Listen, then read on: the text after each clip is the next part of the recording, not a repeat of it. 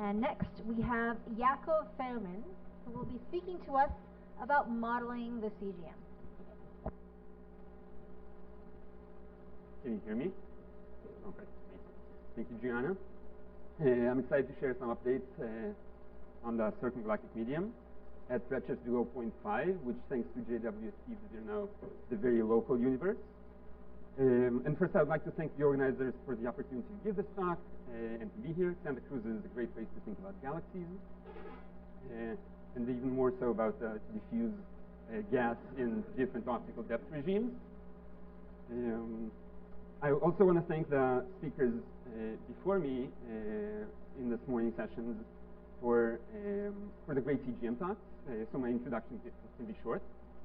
As shown by this, by now, iconic illustration, the circumgalactic medium is the region through which gas flows into and out of galaxies, from the CGM and onto the disk, and where feedback processes deposit gas, metals, and energy into the CGM and then into the IGM.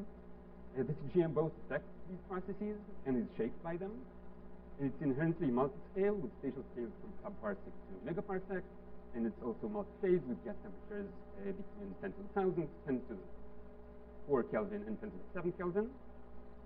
And other than this illustration, we can also, in the last couple of decades, see the CGM directly through a wide range of observational probes, including emission, absorption, Sunyaev-Zubovich effect, and fast radio bursts and more.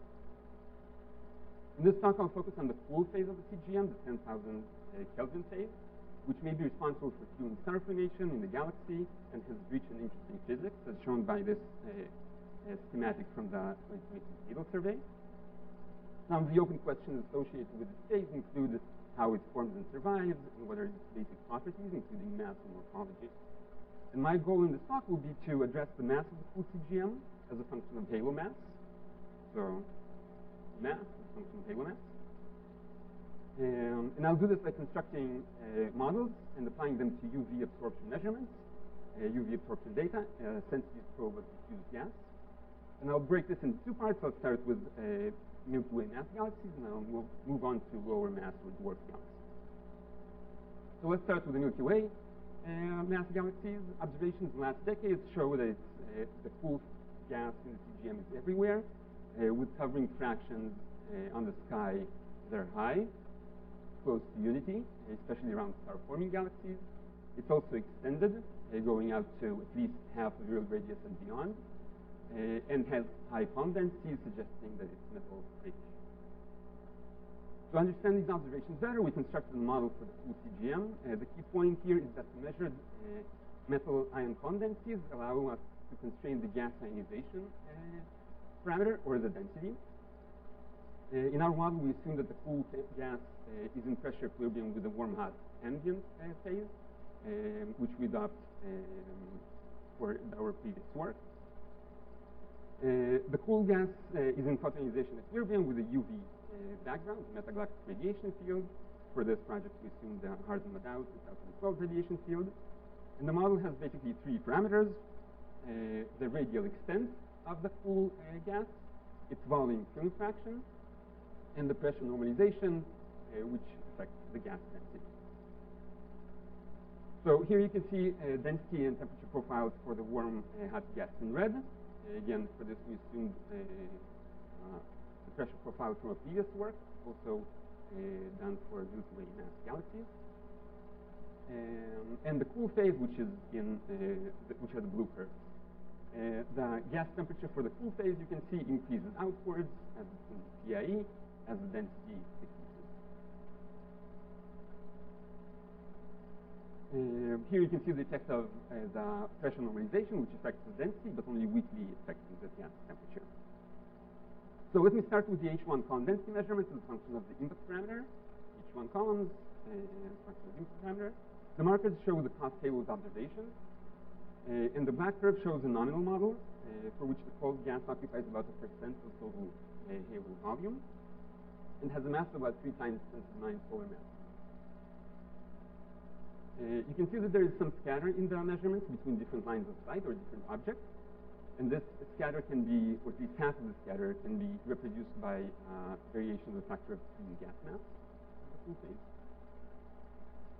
And I will skip this, but I'm happy to chat about it later. We also fit we can reproduce the lower metal ions, but somewhat underproduce the higher carbon-4 and silicon-4 ions. And I'm also happy to chat about the interpretation of the non-thermal pressure in this model and about cloud sizes, as I also mentioned earlier. So just to put these estimates or results of our modeling on the gas to halo mass plot. The first result from the cost halos paper just used the H1 column densities, corrected for ionization, and integrated over the column densities for the entire data set, and got this high mass estimate of about 10 to the 11 solar masses just in the full phase.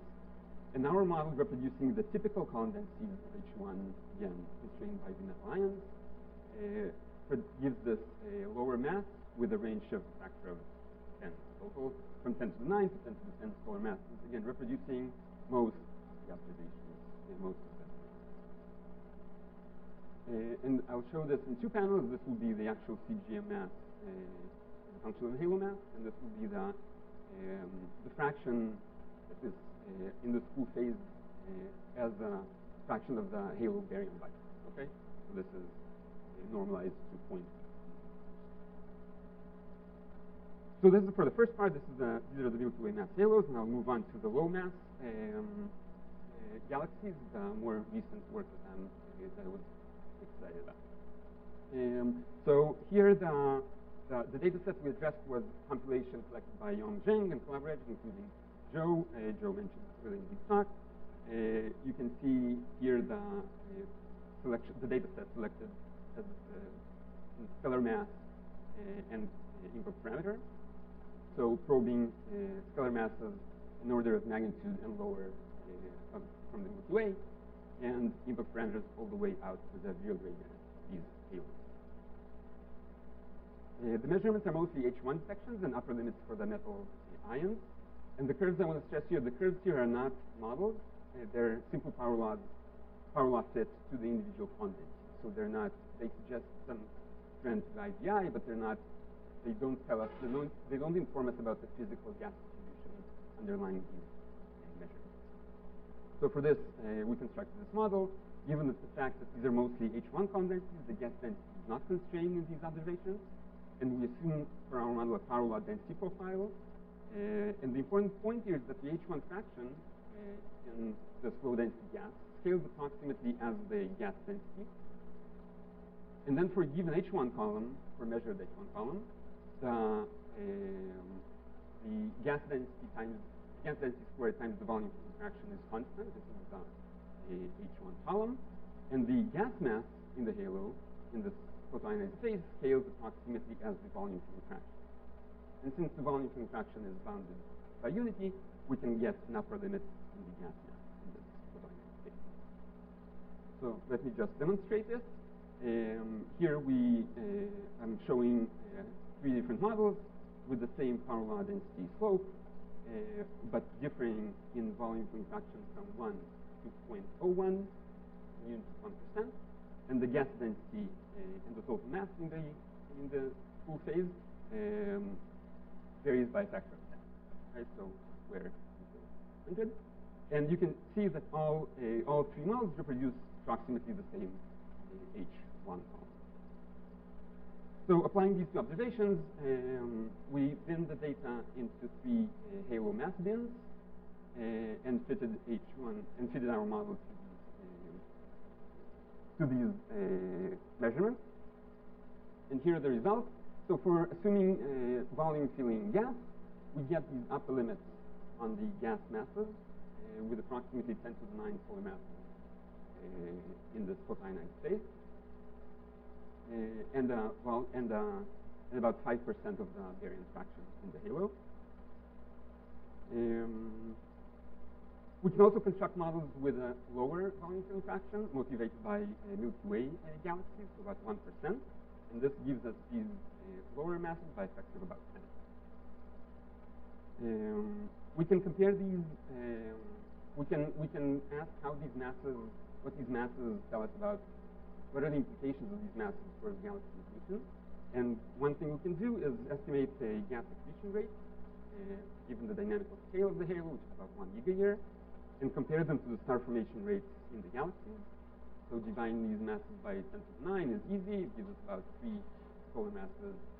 1 solar mass here, about 3 here.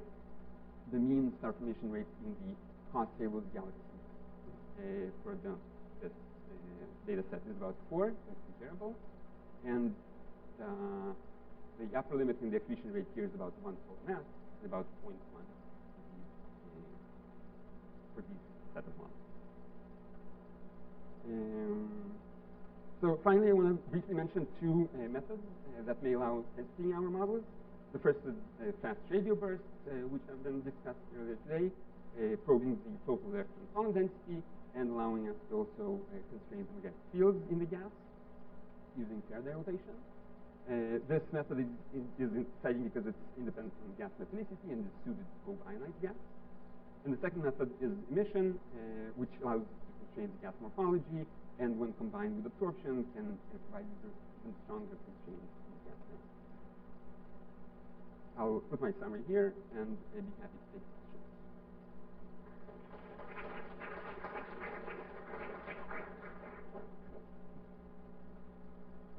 Thank you, Yakov. We'll take some questions.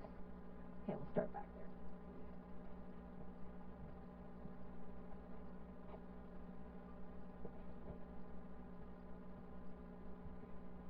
Hi, thank you. That's very interesting. I'm wondering, I guess, two questions kind of about the CGM mass versus the virial mass. Do you find, do you think that this is a continuous trend, like from the low mass galaxies and the Milky Way mass galaxies, or that they're kind of separate systems? And also, if you saw any, I guess, trends with other properties in addition to the virial mass? Yeah, thanks. So these are really interesting questions. For the first one, I guess I don't know, and this was exactly the goal of this study, try and understand this. I think given the fact that these are at the moment upper limits, it's hard to tell, right? But I think this is very exciting to check whether this is suggested a continuous trend or something more abrupt happening in the middle. And the second question was, can you remind me? Sorry. I can hear it, fine. I guess if you looked at the trends in CGM mass with other properties. Yes. So, yeah, that's also very interesting. I think it's challenging since, absorption observations are limited in the sense that we have only typically until we have Habitable Worlds Observatory, we have one typical line of sight per galaxy, so it's hard to estimate the mass. But in the work I've done recently with the students, we have been trying to fit this model to individual objects or galaxies, and we do see some trends with galaxy classes. We have time for a couple more. Do you have any estimates of how much of the gas actually escapes from the low mass system, so that there's really no place that sort of sits and returns? Sorry, what was the first part? How much? What fraction of the gas that's outflowing from the low mass galaxies actually reach a stable state where they have a chance of coming back, rather than we're watching a dynamically unstable system? Yeah, this is really interesting. So in this model, for the massive halos, we assume hydrostatic equilibrium, right? Especially for the warm hot phase and the cool phase, and there's a question of whether it's in equilibrium or in more dynamic state. I think for the low mass galaxies, it's a really interesting question. My goal in this project was kind of to assume the simplest model possible and not assume whether this is hydrostatic or outflowing, inflowing. I think it's really interesting to show this with future more interpretive models. No. Okay, one more. Thanks.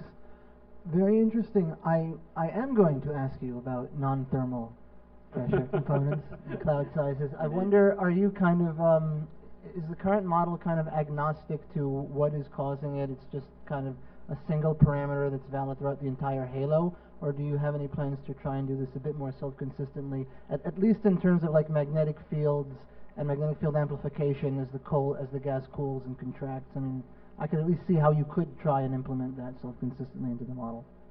Right, yes. So, yeah, I want to say that in other talks I usually address this last parameter, the eta pressure normalization, as the non-thermal support parameter. And I would say that as a first, so I think I usually thought about this as non-thermal support by magnetic fields or cosmic rays and other. And I think as a first step it would be very interesting to just explore the implications of how much magnetic field you need even before inserting that into the model cell consistency. Just understand what these suggested outputs from fitting the data tell us or require, and how these can be tested. There are already some limits from fast radio bursts about the magnetic field of I also want to say that I'm kind of recently being more careful about non-thermal support, because the other scenarios, of course, that these clouds are not in pressure equilibrium and they're constantly being shredded and reformed for some simulation. So I think that can also be interesting to explore, and again, try and find some ways to test. Thanks. All right, let's thank all our speakers for these morning sessions.